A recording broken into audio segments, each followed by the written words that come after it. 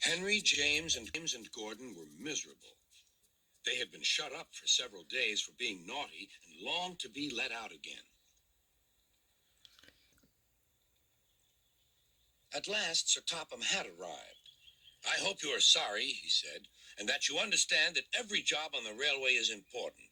We have a new tank engine called Percy, who helps pull coaches, and Thomas and Edward have worked the main line nicely. But I will let you out now if you promise to work hard."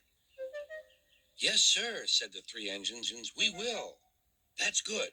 But please remember that this no shunting nonsense must stop." Sir Topham Hatt then told Percy, Edward, and Thomas that they could go and play on the branch line for a few days. And they ran off happily to find Annie and Clarabelle at the junction. The two coaches were very pleased to see Thomas again.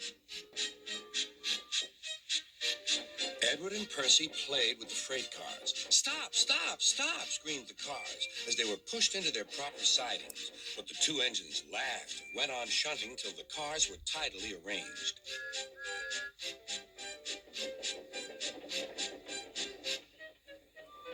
Next, Edward took some empty cars to the quarry. Percy was left alone. He didn't mind that a bit. He liked watching trains and being cheeky to the other engines. "Hurry, hurry, hurry," he would call, and they got very cross.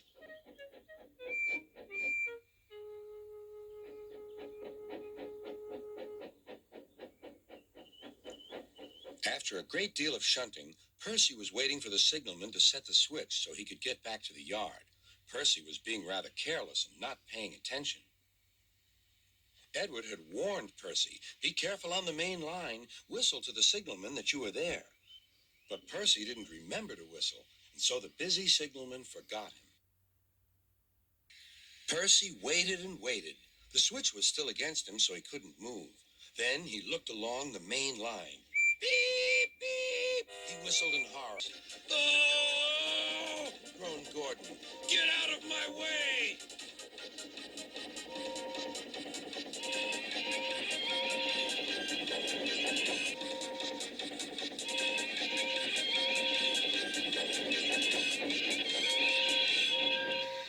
Enjoy your little tantrum, diaper baby? Percy opened his eyes. Gordon had stopped with Percy's buffers just a few inches from his own. But Percy had begun to move. "I won't stay here. I'll run away," he puffed. He puffed. He went straight through Edward's station and was so frightened that he ran right up Gordon's hill without stopping.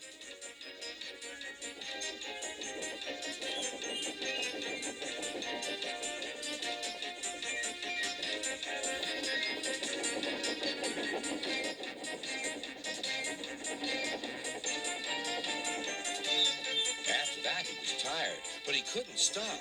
He had no driver to shut off steam and apply the brakes. "I want to stop! I want to stop!" he puffed. The man in the signal box saw Percy was in trouble, so he kindly set the switch. Percy puffed wearily onto a nice empty siding, ending in a big bank of earth. He was too tired now to care where he went. "I want to stop! I want to stop!" "I have stopped," he puffed thankfully. "Never mind, Percy," said the workmen as they dug him out. "You shall have a drink and some coal, and then you'll feel better." Presently, Gordon arrived. "Well done, Percy. You started so quickly that you stopped a nasty accident." "I'm sorry I was cheeky," said Percy. "You were clever to stop," replied Gordon. Then Gordon helped pull Percy out from the bank. The two engines are now good friends, but Percy is always most careful when he goes out on the main line.